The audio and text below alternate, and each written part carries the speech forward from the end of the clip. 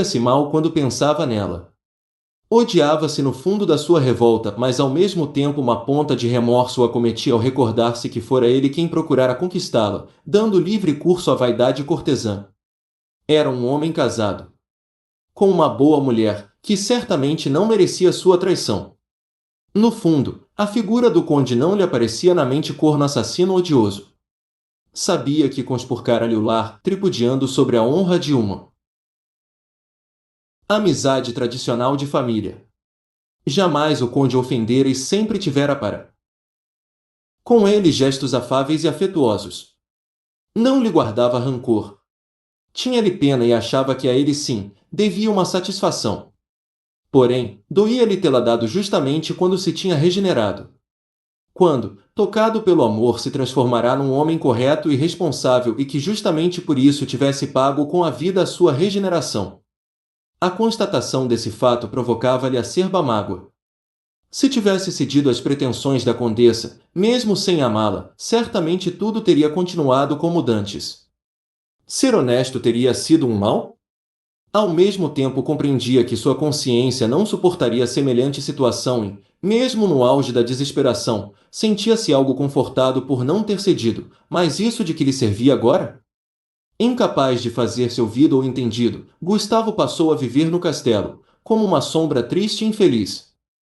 Acompanhando de perto o sentimento da esposa querida, assistindo-lhe à luta interior para suportar os problemas do dia a dia com resignação e coragem.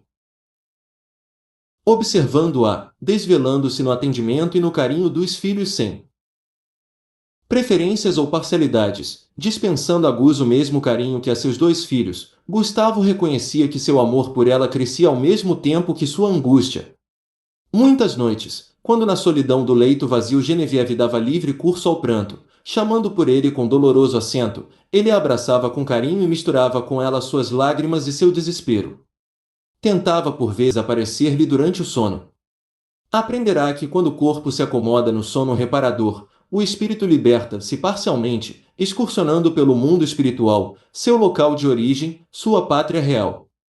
Vendo-a sair em espírito, Gustavo procurou falar-lhe, abraçá-la para tentar dizer-lhe a verdade.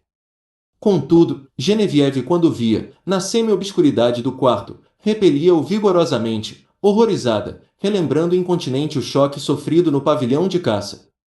Fugia-lhe com tal pavor, que Gustavo, entristecido, abstinha-se de abordá-la, seguindo-a de longe, qual sombra desorientada e infeliz. Muitas vezes, o pavor de Genevieve era tal, que ela se refugiava no corpo adormecido, acordando-o imediatamente. Faltava-lhe o ar, sentia uma dor funda no peito. Tinha medo de adormecer, procurando vencer o sono para não encontrá-lo de novo. Esse estado de agitação constante foi abalando a saúde da jovem senhora que emagrecia a olhos vistos, preocupando seus familiares e o médico amigo. A condessa ponderava que a filha estava feia nesse estado de magreza. Desejava forçá-la a alimentar-se melhor, sugerindo que deveria viajar um pouco. Gustavo, revendo a condessa, sentiu renascer a revolta que lutava por sufocar. Vendo-a satisfeita, com saúde, desfrutando uma impunidade que lhe parecia assintosa, não conseguiu sopitar a avalanche de ódio que o acometeu. Acreditava-se injustiçado, se ele fora culpado, ela o fora ainda mais. Por que somente ele arcara com as consequências dos erros? Por que ela 2 vezes mais criminosa usufruía da vida respeitada e feliz? Sentiu ímpetos de agredi-la, de atirar-se a ela dando livre curso ao que lhe ia na alma.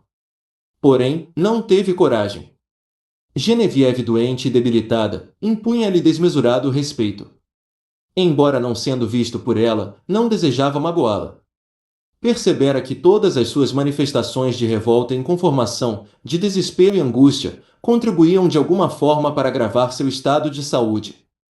Por diversas vezes calara suas explosões de desespero ao perceber que as transmitia sem o querer a esposa aflita cujo estado se agravava. Quando isto acontecia, encolhia-se timidamente a um canto e entre lágrimas pedia perdão a Deus por sua incompreensão. Conteve-se diante da condessa, lutando com todas as suas forças, vendo-a aparentar diante da filha uma ingenuidade e um carinho que não possuía.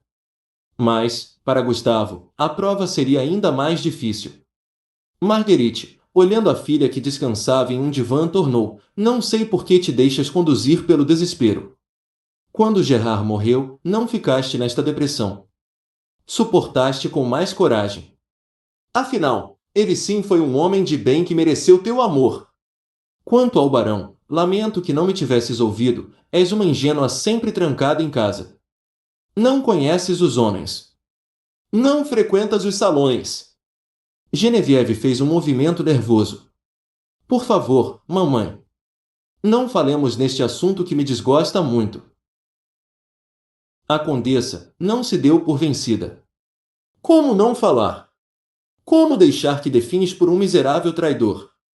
Como permitir que continues encerrada neste castelo, carregando o fardo de um filho que não é teu e que te faz recordá-lo cada instante? Genevieve levantou-se como movida por uma mola. Seus olhos expeliam chispas. Parecia uma gata assustada. Peço-te pelo que mais queres que não te refiras dessa forma a meu filho. Ele é meu filho. Amo-o e não me separarei dele. É um inocente que tem sofrido tanto quanto nos. A condessa mudou de tom procurando dissimular seus sentimentos. Acalma-te. Não me agrada ver-te aqui encerrada. És jovem. Afasta-te desta casa, destas lembranças e certamente a vida te sorrirá de novo. Deixa que eu te escolha um marido conveniente e bom. Confia em tua mãe que tem experiência e que só deseja o teu bem. Gustavo não se conteve. No auge da revolta aproximou-se da condessa empurrando-a com força. Assassina, infeliz, gritou-lhe exasperado. Como pode ser tão má? Deixa-nos em paz. Não vês o mal que causaste? Não estás suficientemente vingada? Ainda não aplacaste o ódio que me devotas e queres atingir-nos ainda mais? Assassina! Vai-te daqui! Assassina! Marguerite, que parecia bem disposta, sofrendo o impacto da fúria de Gustavo, sentiu repentino mal-estar. Uma tontura violenta e um arrepio de pavor percorreu-lhe o corpo bem cuidado. Num gesto aflito, passou a mão pela testa como querendo afastar de si aquela onda destruidora que a envolvia. Foi quando seus olhos se abriram desmesuradamente e ela viu a figura do barão, à sua frente, ameaçadora e vingativa. Foi um segundo, mas o bastante. Apavorada, Marguerite gritou: Me acudam! É ele! Ele que veio vingar-se! Socorro! Tirem-no daqui, levem-no! Genevieve, apavorada, acercou-se da mãe a tempo apenas para ampará-la, pois a condessa perdeu os sentidos. Assustada, Genevieve chamou as servas e procuraram socorrê-la friccionando-lhe os pulsos e afrouxando-lhe as vestes. Achegaram-lhe os sais ao nariz e aos poucos Marguerite foi voltando a si. Abriu os olhos parecendo ainda atordoada, depois tornou nervosa. Eu o vi. O barão. Ele estava aqui. Olhava-me com ódio, parecia que queria agredir-me. Embora impressionada, Genevieve tomou. Não há ninguém aqui além de nós. Foi uma alucinação, acalma-te, mamãe. Achegou-lhe aos lábios um cálice de vinho sugerindo, bebe e te sentirás melhor. Era ele, minha filha. Quer vingar-se, eu o vi. Tinha o peito ferido, coberto de sangue. Tem calma, mamãe. Todos ainda nos conservamos chocados com a tragédia. É-se natural que tenhas perdido a calma. Depois, por que haveria Gustavo? De querer vingar-se? Não era por acaso culpado?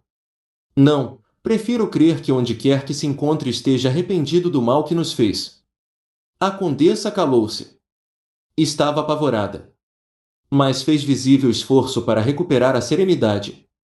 Por pouco se tinha traído diante da filha.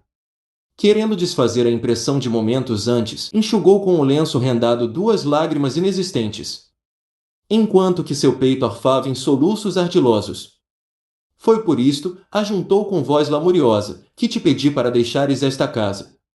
Está mal assombrada, por isso estás doente. Por isso andas nervosa. Quero ir-me daqui. Se quiseres ver-me sabes onde me encontro. Aqui não mais porei os pés. O infeliz quer perseguir-me até depois de morto. Foi a custo que Marguerite concordou em esperar mais um pouco até que estivesse melhor. Nada a deteve assim que pôde equilibrar-se nas pernas.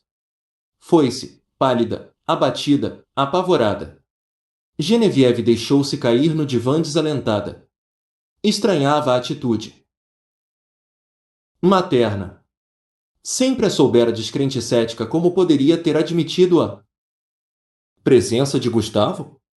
Porém, o espírito infeliz e aflito do barão, encolhido a um canto, parecia a imagem do desespero. Recriminava-se pela cena de momentos antes e não compreendia como Marguerite tinha podido vê-lo. Estava ali para provar à esposa amada sua inocência e seu amor. Contudo, o que tinha conseguido? Apenas aparecer como espectro da vingança e do ódio. Naquele instante, mais do que nunca arrependeu-se profundamente de sua leviandade no passado. A sociedade concede ao homem, no campo dos sentimentos e das paixões, todas as prerrogativas e liberdades.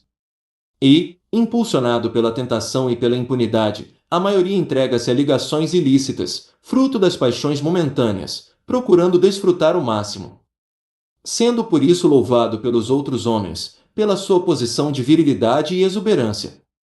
Nenhum homem que comete adultério na terra tem noção de culpabilidade na consciência. Fazem-no iludidos e ignorantes de que se a sociedade humana os deixe impunes, os impulsiona. As leis de Deus são iguais para todos independentemente do sexo ou posição social a que pertença. Gustavo começava a aprender que todo desvio, toda ofensa à moral que venha a prejudicar terceiros ou que nos chafurde no vício e na luxúria, será punido com consequências terríveis e inadiáveis. Começava também a compreender que o castigo sempre chega e irritava-o apenas a impunidade da condessa.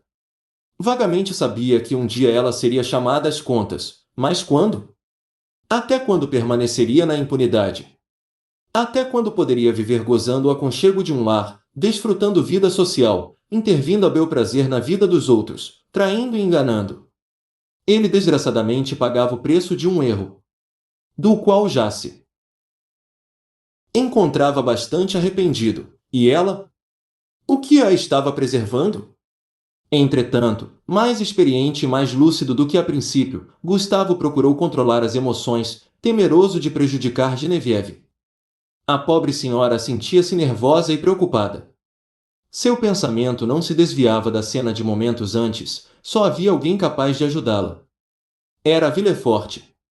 Tocou a sineta e ordenou ao criado que fosse imediatamente buscá-lo.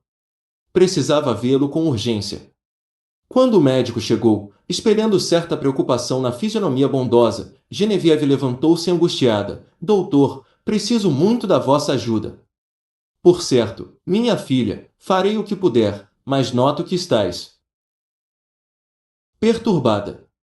Deixai-me examinar-vos primeiro. Tomou-lhe o pulso, permanecendo silencioso por alguns minutos. Gustavo, pálido, abatido, observava ansioso. Sem esperar que ele terminasse, Genevieve tomou: mandei-vos chamar por causa de um incidente ocorrido hoje à noite. Deixou-me preocupada e nervosa. Sempre temos conversado sobre a vida além da morte e temos fortes razões para acreditar que o espírito sobrevive à morte do corpo de carne. Essa é verdade. Quanto a mim, nenhuma dúvida resta quanto à sobrevivência do espírito. Pois bem, hoje, ainda há pouco, minha mãe teve uma crise, afirmando ter visto o espírito de Gustavo, e o mais estranho é que ele a queria agredir. Minha mãe falou em vingança e o descreveu com o peito coberto de sangue. Terá sido alucinação? A fisionomia sempre serena do médico tornou-se muito séria. Após alguns segundos de meditação, fixando-a com firmeza, respondeu: não creio. Gustavo teve morte inesperada e violenta. Talvez se acerque do seu lar, desejoso de explicar o que não teve tempo de fazer, ou busque o aconchego que lhe era tão caro. Era ele então? Estaria então lastimáveis condições? Duas lágrimas comovidas rolavam pelos olhos de Genevieve. O médico estava preocupado. Muitas vezes pensara em Gustavo, receoso de que a traição da condessa o conduzisse ao ódio e à vingança. Era fora de dúvidas que ele estava ali e pedirá contas a Marguerite. Minha filha, deveis conter as emoções.